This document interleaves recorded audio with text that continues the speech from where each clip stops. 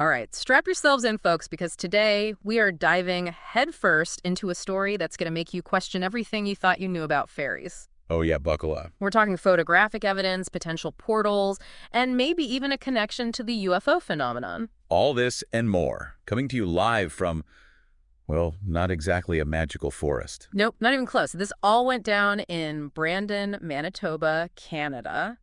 Think wide open prairies, not enchanted woodlands. It's not exactly the setting you picture when you hear the word fairy, right? More like hockey in Tim Hortons territory. Exactly. But that's where we find Jamie Boxall, a retired guy who claims to have hundreds of photos and videos of fairies and other bizarre creatures captured right in his own backyard. Now, before you write this off as just another tall tale, remember, we always go deep here. We've got the interview with Jamie, and let me tell you, he's not some fame-seeking internet hoaxer.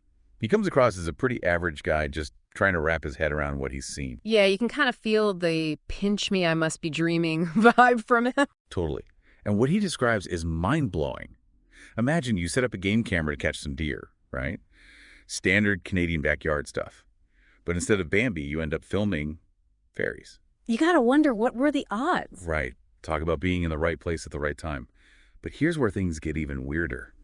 Jamie believes he's pinpointed a portal, an actual portal, right there in his yard near a tree. This is where all the strange activity seems to be centered around. Wait, hold up a sec. A portal? Like a gateway to another dimension? That's exactly what he's suggesting. And it's not just some vague feeling. He's talking about a specific 20-foot circle, about 30 to 40 feet from his house. So we're not talking Narnia here. We're talking like pinpointed GPS coordinates for a fairy realm. It's as precise as it gets, and there's another detail that adds fuel to this whole portal theory.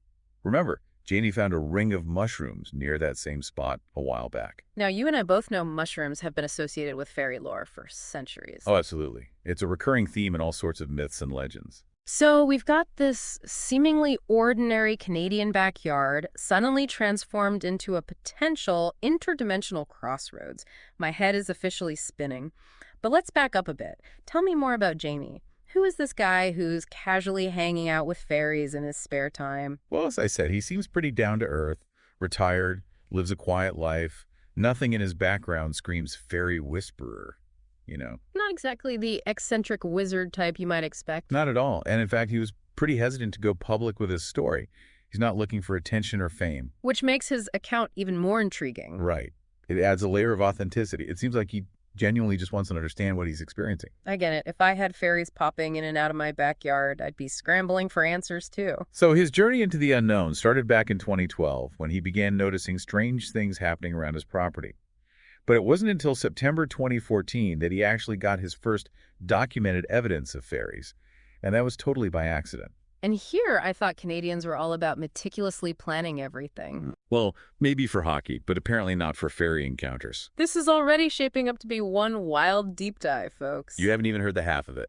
Okay, spill the beans. What kind of fairies are we talking about here? Are we talking cute little Tinkerbell types flitting around flower gardens? Oh, no, no, no. We're going way beyond the Disney-fied version of fairies here. Okay, I'm all ears. Jamie describes them as humanoid, often wearing clothes. Hold up, clothed fairies? Like, are we talking tiny little pants and shirts? Well, he didn't go into that much detail, but yeah, he definitely emphasized the closed part, which is a far cry from your typical winged and sparkly image. That's a twist I didn't see coming. And get this, he's got footage of them in sub-zero temperatures. So much for the whole "they're just insects" theory some skeptics like to throw around. All right, I gotta admit, you've got my attention now. We're talking fairies braving Canadian winters. This is not your grandma's fairy tale. And that's just the tip of the iceberg. Wait till you hear about the other entities he's captured on film. Okay, now you're just teasing me. I need to know more. Okay, so imagine you're Jamie, right? You're just out checking your rain barrel, probably expecting to find, I don't know, some leaves or maybe a drowned spider. Yeah, classic rain barrel find. Exactly. But instead he finds this creature just lying there dead. Not a spider? I'm guessed. Definitely not your average backyard creepy crawly.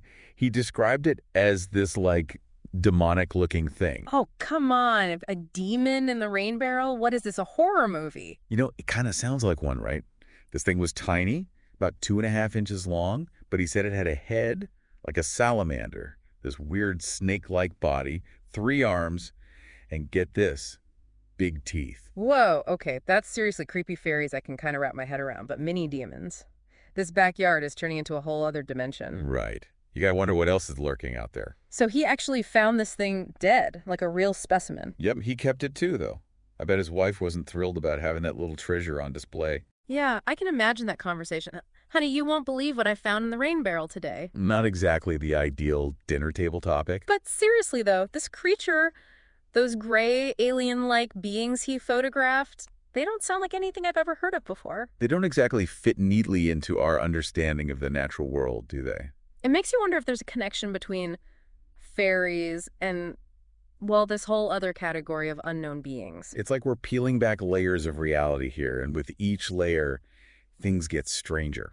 And let's not forget about all the folklore surrounding fairies. We've got centuries of stories about them interacting with humans, sometimes for good, sometimes for mischief, sometimes for, well, let's just say not so good. And some of the things Jamie described around his house, missing keys, things moving around, his dog barking at nothing, Yeah. those sound a lot like classic fairy tricks. So now maybe leaving out a plate of cookies isn't such a bad idea. Who knows? Might score you some good luck. Okay, but seriously though, if these beings are real, and they're attracted to certain things, like folklore suggests, could we intentionally try to interact with them? It's a fascinating question, right?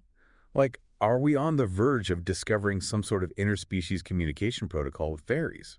Sign me up for that research project. But I also keep thinking about Jamie's daughter seeing fairies inside their house. It adds another layer of weirdness to all of this. It does, doesn't it? It makes you wonder if these beings are drawn to specific people or energies, Nah. or if children are just more open to seeing them. Like they haven't developed those filters we adults have that block out the magical. Maybe kids are just naturally tuned into a frequency we've forgotten how to hear. It's like that saying, everyone's a genius. But if you judge a fish by its ability to climb a tree, it will live its whole life believing that it is stupid. Maybe we're the fish, and the fairies are off in the trees doing their thing, and we're just oblivious. And if that's true, it kind of connects back to the whole thinning veil idea Jamie and Ronald discussed. Maybe something is shifting in our reality, making it easier for these beings to interact with our world. Okay, but if that's happening, what does it mean for us? How are we supposed to approach this possibility? It's kind of a big deal if we're sharing our planet with beings that we don't even understand. You're absolutely right, it's huge, and it highlights the importance of approaching the unknown with respect. Throughout history, cultures around the world have recognized the power of unseen forces, often associating them with nature and the balance of the world. So maybe instead of fearing or dismissing these experiences, we should try to learn from them. What if these encounters with fairies are trying to teach us something? Like a cosmic wake-up call, maybe. Exactly, reminding us that there's more to reality than what we can see and touch. And if these beings are real, well, it raises a question about our responsibility towards them. How do we coexist with entities whose very existence challenges our scientific understanding? It's a question we'll have to grapple with sooner or later, especially if that veil keeps getting thinner. But speaking of challenges, remember how Ronald cautioned Jamie about the media? He seemed pretty worried about the potential for exploitation. Yeah, he was adamant about Jamie protecting his evidence and his narrative, and, it's a valid concern.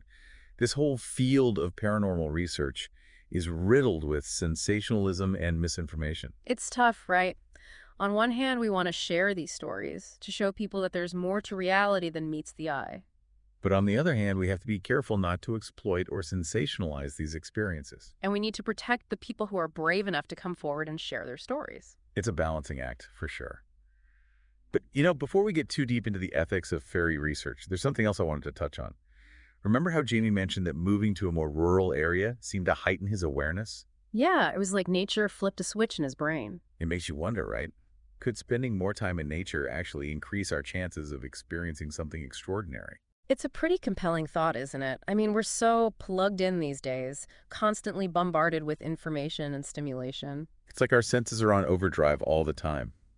No wonder we're missing the subtle stuff, the whispers of the unknown. Right. We're so focused on the big, loud signals that we're tuning out the quiet, the subtle, the maybe even magical. And it's not just about fairies, It's about everything. The way we experience the world, the way we connect with nature, the way we perceive reality itself. It's like we've traded in our wide-angle lens for a zoom lens. We're seeing things in high definition, but we've lost the bigger picture. Exactly. We're missing the context, the interconnectedness of it all. And Jamie's story really drives that point home, doesn't it? He Right. moved to a more rural area and boom, his awareness shifted. It's like nature itself recalibrated his senses. It's like nature was saying, hey, slow down.